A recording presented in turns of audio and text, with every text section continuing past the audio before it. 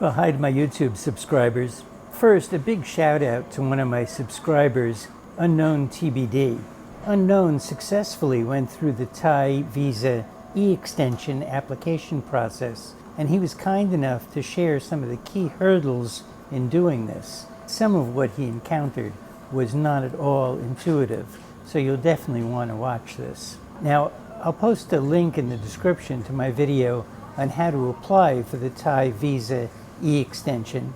The e-extension process is new, and right now it can only be done in Bangkok. So let's get right into it. So first, on the page that says upload documents, the fifth item to upload is called additional document.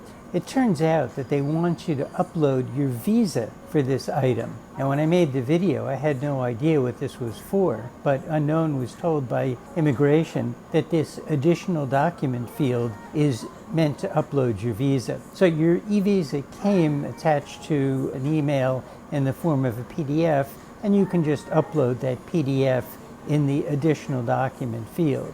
Nowhere does it tell you that this is what they want in that field. Clearly, the e-extension people are still figuring out the process. Now, there's an item where you upload your entry stamp. So it turns out what they actually want is a picture of the two facing pages where your stamp appears. Again, they don't tell you this, but this is good information to know. Now, when you apply for your e-visa, you can upload photos in both JPEG and PNG format. But it turns out for the e-extension that only JPEG format is accepted.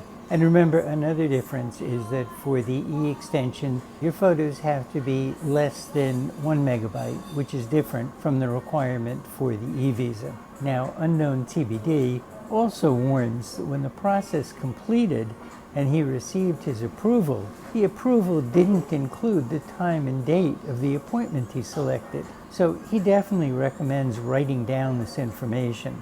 Now, when Unknown got emails back from the e-extension support people, the email told him that he had 12 hours to make the changes or his application would be rejected. Now, I think that's a little bit cold considering how poorly these requirements have been described. And finally, you can't extend your visa if you have more than 45 days remaining on your current stamp. So if you got a 60-day stamp on entry, you'll need to wait 15 days before getting your extension. Now, I'm assuming that for the e-extension, the date you count from is the date of your appointment. And I'm not sure that making assumptions on this is a good idea. Anyway, many thanks to Unknown TBD for making this information available to all of us. I definitely owe you a beer. I'm sure that my viewers really appreciate this information. And if others try this e-extension, please let me know if you run into additional hurdles. If you want to receive updates like this, please subscribe to my channel. And if you appreciate this information, consider ordering a copy of my novel, The Vientiane Affair. I think you'll enjoy it. I've included order information in the description. Okay, well that's it. Thanks for watching. I'll see you next time.